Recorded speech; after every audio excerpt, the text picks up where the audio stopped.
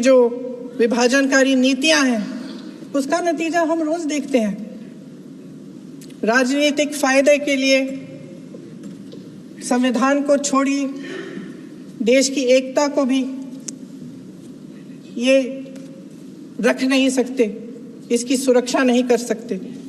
हमने संभल में देखा, मणिपुर में देखा। दरअसल इनका कहना है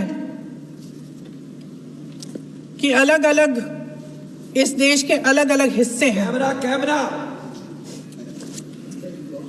लेकिन हमारा संविधान कहता है कि ये देश एक है और ये देश एक रहेगा। जहां खुला विवाद होता था, अभिव्यक्ति का सुरक्षा कवच होता था, इन्होंने भय का माहौल पैदा किया है। सत्ता पक्ष के मेरे साथी अक्सर 75 सालों की बात करते हैं, लेकिन इन 75 सालों में ये उम्मीद, आशा, ये अभिव्यक्ति की ज्योति कभी थमी नहीं, कभी बुझी नहीं। इस देश की जनता ने खुलकर आलोचना की, निडर होकर धरने किए, प्रदर्शन किए। जब जब जनता नाराज हुई तब तब सत्ता को ललकारा, उसे चेतावनी दी, बड़े से बड़े नेताओं को कटघरे में खड़ा किया, उनसे जवाब मांगा, न्याय मांगा। इस देश के छोटे छोटे से नुक्कड़ की दुकानों में, चाय की दुकानों में, इस देश के घरों में, गलियों में, मोहल्लों में, अखबारों में, प्रकाशन घरों में, न्यायपालिकाओं में चर्चा कभी बंद नहीं हुई। लेकिन आज ये माहौल नहीं है। आज जनता को सच बोलने से डराया जाता है, धमकाया जाता है।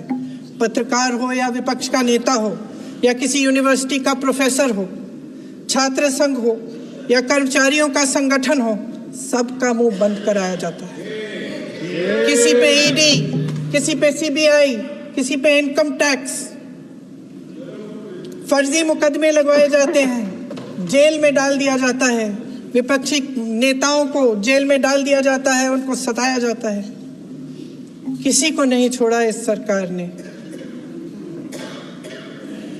देशद्रोही कह के उत्तर प्रदेश में मुझे याद है कुछ अध्यापिकाएं प्रदर्शन कर रही थी, उन पर मुकदमा डाल दिया देशद्रोही का, उन्हें देशद्रोही कह दिया। इन्होंने देश का पूरा माहौल भय से भर दिया है। इनकी मीडिया की मशीन झूठ फैलाती है, तरह तरह के आरोप लगाती है, और शायद वह भी भय में ही है। महोदय, मैं इस सदन को याद दिलाना चाहती हूं कि ऐसा डर का माहौल देश में अंग्रेजों के राज में था। जब इस तरफ बैठे हुए गांधी की विचारधारा वाले लोग आजादी की लड़ाई लड़ रहे थे और उस तरफ वाली विचारधारा वाले लोग भय में रहकर अंग्रेजों के साथ साठ-गांठ कर रहे थे। लेकिन अध्यक्ष महोदय, भय का भी अपना स्वभाव होता है। भय फैलाने वाले हमेशा भय का खुद शिकार बन जाते हैं। ये प्रकृति का नियम है। आज इनकी भी यही हालत हो गई है। भय फैलाने के इतने आदी हो गए हैं कि खुद भय में रहने वाले हैं। चर्चा से डरते हैं, आलोचना से घबराते हैं। कई दिनों से हम मांग रहे हैं कि चर्चा करिए, लेकिन चर्चा करने की हिम्मत ही नहीं है।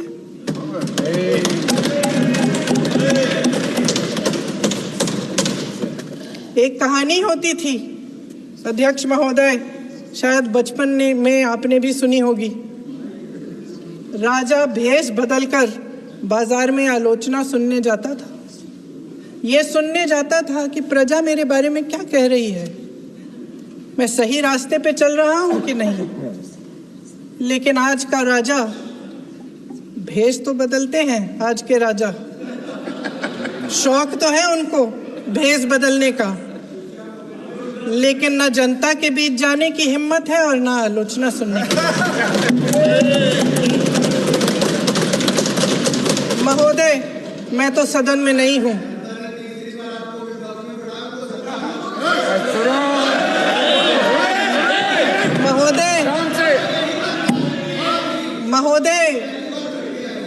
महोदय, जनता में बहुत विवेक है, ये सही है।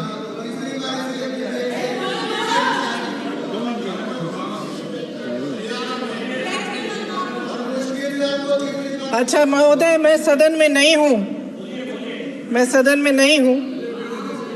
कुछ हाँ ठीक है, मैं सदन में नहीं हूँ, मात्र 15 दिनों से आ रही हूँ, लेकिन मुझे ताज्जुब होता है कि इन 15 दिनों में इतनी बड़े इश्यूज हैं, इतनी बड़ी बातें हैं, प्रधानमंत्री जी मात्र एक दिन के लिए शायद 10 मिनट के लिए दिखे हैं सब।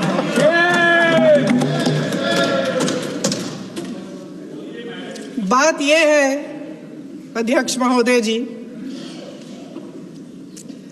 कि ये देश भय से नहीं, साहस और संघर्ष से बना है। इसको बनाने वाले देश के किसान, जवान, देश के करोड़ों मजदूर और गरीब जनता है। संविधान इनको साहस देता है। मेहनती मिडिल क्लास है और इस देश के जो करोड़ों देशवासी हैं, जो रोजाना भयंकर परिस्थितियों का सामना करते हैं, उनको साहस देता है। वायनाड में जो आपदा आई, उसमें एक छोटा लड़का था 17 साल का। 6 घंटों के लिए उसने अपनी माँ को बचाने की कोशिश की। 6 घंटों के लिए आप सोच सकते हैं कि अगर नदी की धारा बह रही है, नाराज है, आप अपनी माँ को पकड़े हो, 6 घंटों के लिए पकड़े रखते हो कि मेरी माँ बच जाएगी, और अंत में वो माँ भी बह जाती है। उस लड़के का साहस, उन महिलाओं का साहस जो पीड़ित हैं लेकिन फिर भी अपनी लड़ाई लड़ रहे हैं, उन संभल के बच्चों का साहस जिनके पिताजी अभी गुजर गए, लेकिन फिर भी उनके सपनों को साकार करने की हिम्मत है, उनका साहस है। उस साहस से संविधान ने दिया है।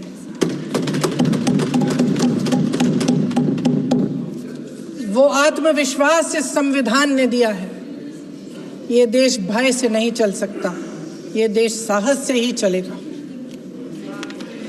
भय की भी सीमा होती है, और जब वो सीमा पार हो जाती है, जब किसी को इतना दबाया जाता है कि उसको लगने लगता है कि अब मेरे पास खोने के लिए कुछ नहीं है, तब उसमें एक ऐसी शक्ति पैदा होती है जिसके सामने कोई कायर खड़ा नहीं हो सकता। ये देश कायरों के हाथों में ज्यादा देर तक कभी नहीं रहा है। ये देश उठेगा, ये देश लड़ेगा, सत्य मांगेगा, सत्यमेव जयते। जय हिंद।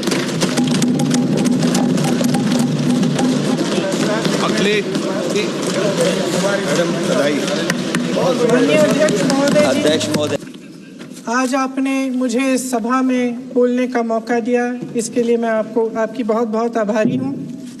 सबसे पहले जो सुरक्षाकर्मी, जो जवान अफसर 13 दिसंबर को संसद की सुरक्षा के लिए शहीद हुए, उनके प्रति मैं श्रद्धांजलि व्यक्त करना चाहती हूँ। महोदय, हजारों साल पुरानी हमारी देश की, धर्म की एक पुरानी परंपरा रही है। ये परंपरा संवाद, चर्चा की रही है। एक गौरवशाली परंपरा है जो दर्शन ग्रंथों में, वेदों में, उपनिषदों में दिखती है। वाद विवाद और संवाद की हमारी पुरानी संस्कृति है। अलग अलग धर्मों में भी, इस्लाम में, सूफियों में, बौद्ध धर्म में, जैन धर्म में, सिख धर्म में भी ये वाद संवाद, ये चर्चा बहस, इसकी संस्कृति रही है। इसी परंपरा से उभरा हमारा स्वतंत्रता संग्राम। हमारा स्वतंत्रता संग्राम विश्व में एक अनोखा संग्राम था, एक अनोखी लड़ाई थी जो अहिंसा और सत्य पर आधारित थी। ये वाद संवाद की जो परंपरा है, इसको इस संग्राम ने आगे